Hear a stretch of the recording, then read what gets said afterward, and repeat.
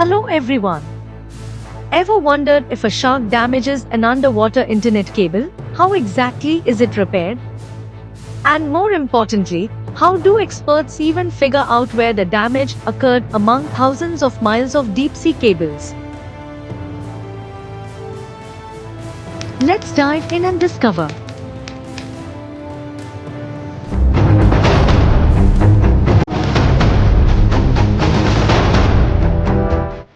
From this video, almost all of our digital activity, from YouTube and TikTok to Instagram and the entire tech ecosystem, is interconnected through the internet.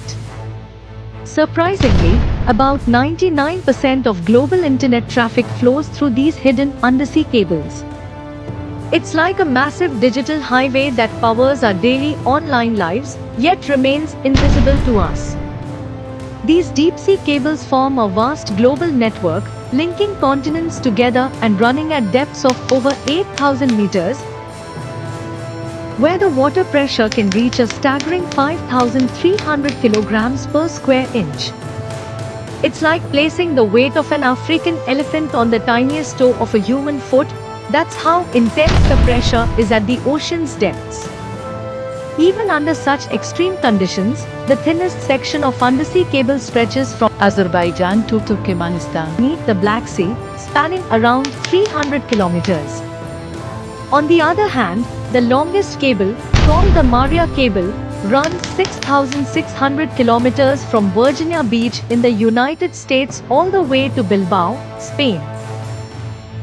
If we consider all the undersea cables laid across the world's oceans, their combined length exceeds 1.4 million kilometers. That's enough to wrap around every planet and moon in our solar system, and still have enough left to circle the Earth again. Clearly, laying such vast networks at depths reaching 8,000 meters beneath the sea is no simple task. Laying just 1 kilometer of submarine cable costs over $2.5 million. So you can imagine the staggering expense of laying 1.4 million kilometers of cable across the globe. But that raises a question: why go through all this trouble and cost when, in today's world, satellites can wirelessly connect the entire planet? The answer lies in capacity and speed. There are currently 493 submarine cables worldwide, and each one can transmit up to 4,000 terabits of data per second. To put that into perspective, a single cable can support streaming 4K movies for 80 million people at once, and remember, there are 493 such cables in operation. In contrast, if the same job were handled by satellites, only about 24,000 people could stream a 4K movie using a single satellite. To meet the global demand, we'd need to launch a huge number of satellites, which not only increases costs but also makes maintenance more complicated and expensive. That's why, despite the immense effort, laying hundreds of thousands of kilometers of cable beneath the sea is still more practical than relying solely on satellites or wireless networks. Through this vast undersea highway, millions of gigabytes of data are constantly flowing around the world. The yellow and black undersea cables may appear about as thick as a garden hose, yet the actual fiber optic core inside is as thin as a strand of hair. This raises the question: how can such a tiny wire transmit such enormous amounts of data?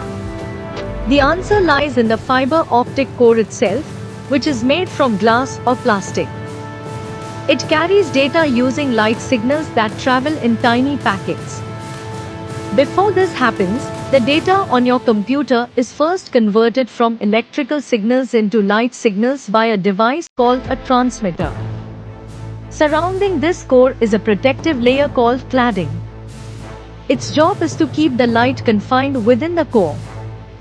If the light tries to escape, the cladding reflects it back inside.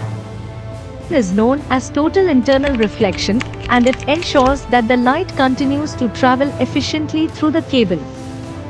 Fiber optic cables have the ability to transmit multiple signals simultaneously using a technique known as wavelength division multiplexing, or WDM. Besides the core, cladding, and copper layer, submarine cables are wrapped in 7 additional protective layers. These layers add to the cable's thickness and are designed to shield it from the immense pressure of deep-sea environments. However, even with all this protection, the cables are still vulnerable. Earthquakes can damage them, but the most common cause of damage is actually fishing. Certain fishing vessels use a method involving a trawl door, which is dragged along the seabed. This heavy equipment is attached to the ship by a rope, and as it moves across the seabed, it can accidentally snag and damage the submarine cables. The trawl door is lowered all the way to the ocean floor, where it traps fish as it's dragged along. However, if this heavy equipment is accidentally towed over a section of submarine cable, the forceful dragging can cause serious damage to the cable. Thanks for watching and subscribe to Mystery Box. See you in the next video.